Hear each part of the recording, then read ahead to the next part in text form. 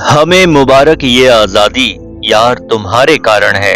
खून बहाया था तुमने, ये चैन तुम्हारे कारण है। कहाँ भूले हम बलिदानों को, त्याग तुम्हारा याद है। दिन ये सुहाना देख रहे तो सब तुम्हारे कारण है। आज जब हम आजादी के इस उत्सव में डूबे हुए हैं, जब हमारी आंखों में तिरंगे का गर्व है और चारों ओर जश्न का माहौल है, पर क्या हमने कभी सोचा है कि 15 अगस्त 1947 के पहले का भारत कैसा था? वह कैसा भारत था? वह एक ऐसा भारत था जो सोने की चिड़िया तो कहलाता था, लेकिन जिनके पंख गुलामी की जंजीरों से कटे हुए थे। वह एक ऐसा भारत था जिसकी जमीन हमारी थी, खेत हमारे थे, नदियां हमारी थीं, लेकिन उन पर उगने वाले अनाज और बहने वाला पानी पर हमारा कोई अधिकार नहीं था। वह एक ऐसा भारत था जहां की हवाओं में आजादी की सांस नहीं, बल्कि पराधीनता की घुटन थी। जहां हर सुबह उम्मीद लेकर नहीं, बल्कि इस डर के साथ आती थी कि आज कौन सा नया कानून, कौन सा नया कर हम पर थोप दिया जाएगा। कल्पना कीजिए उस भारत की जहां हमारे ही देश में हमें दोयम दर्जे का नागरिक समझा जाता था, जहां क्लबों और दफ्तरों के बाहर तख्तियां लगी होती थीं, dogs and Indians are not allowed. यह सिर्फ एक वाक्य नहीं था, यह हमारी आत्मा पर, हमारी अस्मिता पर किया गया सबसे गहरा प्रहार था। उस भारत की अर्थव्यवस्था की रीढ़ तोड़ दी गई थी। हमारे कारीगरों के हाथ काट दिए गए थे ताकि मैनचेस्टर की मिलों से बना हुआ कपड़ा बिक सके।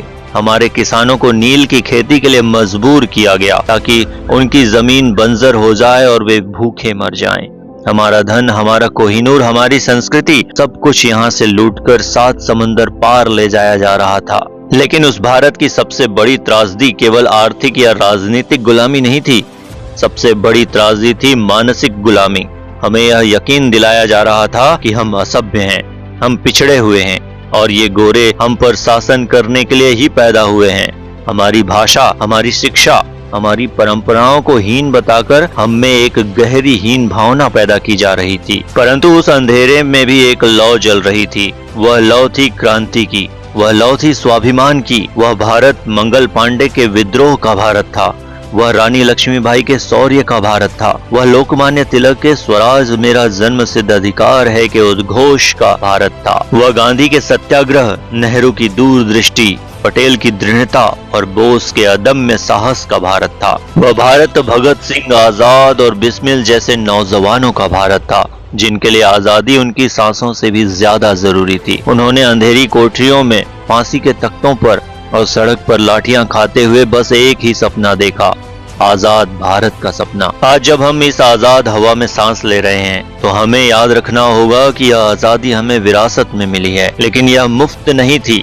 इसकी कीमत चुकाई गई अनगिनत कुर्बानियों से, आंसुओं से और लहू से। सन 1947 के पहले का वह भारत हमें सिखाता है कि आजादी का क्या मोल होता है। वह हमें याद दिलाता है कि जब एकता टूटती है, जब हम भाषा, धर्म और जाति में बढ़ जाते हैं तो बाहरी ताकतें हम पर हावी हो जाती हैं।